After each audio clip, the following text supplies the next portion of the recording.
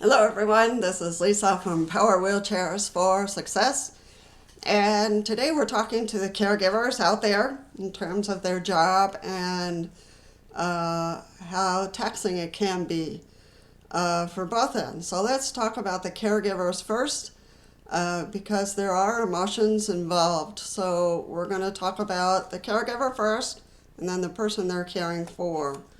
First of all, you can't reach out to give support to someone if you're not doing well. If you're in some kind of crisis or with health needs, you have to stop and make sure that you take care of yourself first and take a deep breath and then be able to jump back in again. This is really crucial because it's like the blind leading the blind. If the person you're caring for is not doing well and you're not doing well, things are going to come out really messy.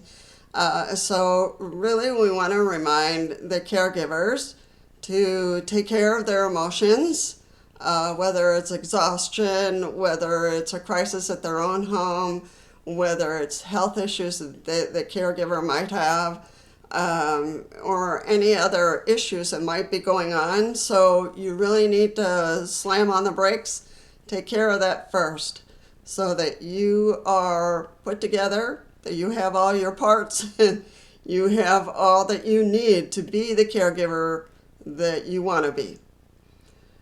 Now, on the other end, for the person who you're caring for, they're going to have a lot of emotions a lot of times because depending on their condition and what's going on, they might be struggling with high levels of pain, and that changes a person in so many ways. Takes away their energy, takes away their ability to regulate their emotions, and takes away their ability to regulate how they respond to daily challenges. As someone in a wheelchair, we always have challenges, and I'm adding myself in there. So it's pain, it's the mobility, it's being able to reach things, it's how we feel physically every day. So you have to roll with the punches, as they say. Sometimes you even have to slow down with the person whom you're working with because of the state they're in. So that's why it's so important when you reach out or when you decide to commit to be a caregiver that you have everything that you need. That you're able to regulate your own emotions, that you're able to problem solve your own issues, etc., etc. So this is really a crucial piece that you always have to remember. You first, and then the person that you are working with. The other thing is it will be important for you to take breaks, make sure you have time to rest, that you sleep enough, and that you eat well. So those are two things in behavioral health arena that we use to see how a person is doing. If they're sleeping okay and they're eating okay. If one of those fails, then we know something is amiss. So make sure that you are eating well and that you are sleeping the hours that you need. And the person who you're caring for, that they're sleeping well and that they're eating well, they're eating what they need. If not, then they should consult with their professionals, with their providers, to see what can be done to improve those two areas, because that's really going to affect everything else. So it's really important for them to have pain under control, be sleeping well or improve their sleep, and look at their diet and see how they're doing. So that's really, really important. So eating and sleeping, those two things for both of you.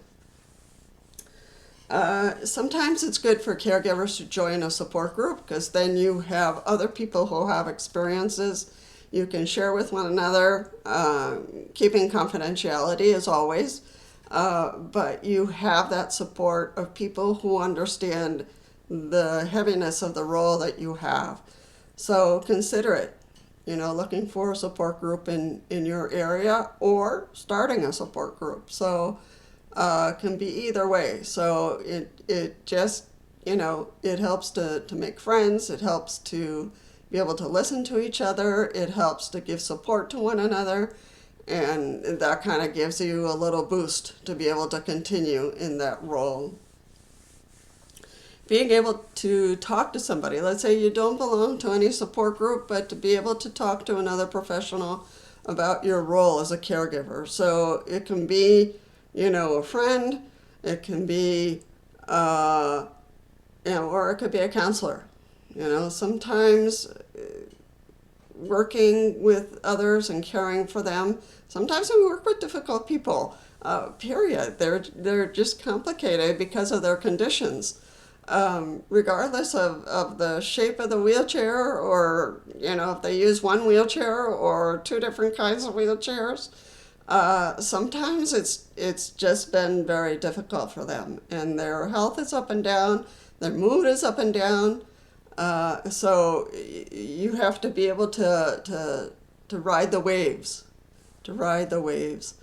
and be able to have the patience to be able to come back the next day, or get up in the morning and say good morning to your spouse or to your cousin or whoever you're taking care of, and be able to handle it. So I think that the person who you're caring for can forget how it is on the other end, and sometimes because of your complications, because you're human. Caregivers are very human, and life is going to happen to you as much as life is going to happen to the person you're caring for. So it is really important that the person who needs the care to remember that both sides are human, that both sides need to really make efforts to taking care of the self, so that the caregiver doesn't quit or give up, and so that the possibilities, there are many possibilities of being healthier, being in less pain, being able to sleep better. The possibilities are there. But you have to research it, you have to go to the provider, so the person who needs the care has to consider their decisions. As much as the caregiver also needs to look at their decisions in terms of how they're taking care of themselves so they can be the caregiver they need to be. So let's put that in perspective, for all the caregivers. We really want to thank them because I have aides here in the center I'm in, and sometimes they're a little off, because life happens to them, and then sometimes I stop them and say, hey, what's going on? Because I have that ability still to be able to regulate my center and my emotions, and just say to the other person what's going on between us, what's happening. And then they'll realize, I'm stressed, or I'm tired, or, it's good to be able to have that exchange. So I do it with our caregivers here. And I think it's helpful because then they realize, oh, she saw me, she heard me, she perceived something, so I need to I need to take a moment. So, and I've had that in the hospital, and I've been there.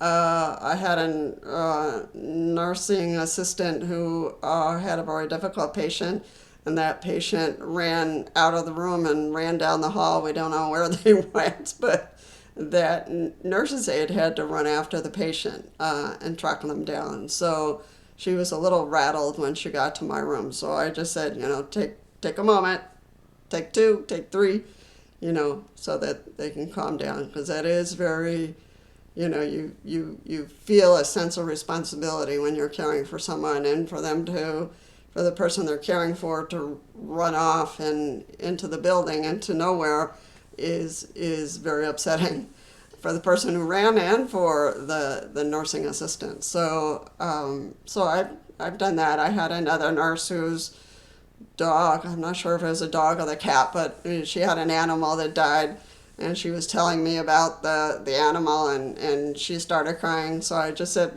just take a few minutes before you go into the room with the next patient. So she did. So she just went into the bathroom and did whatever she needed to do. So it's really important for both sides to try to do their best to regulate and to do a self-check and see where they're at, and do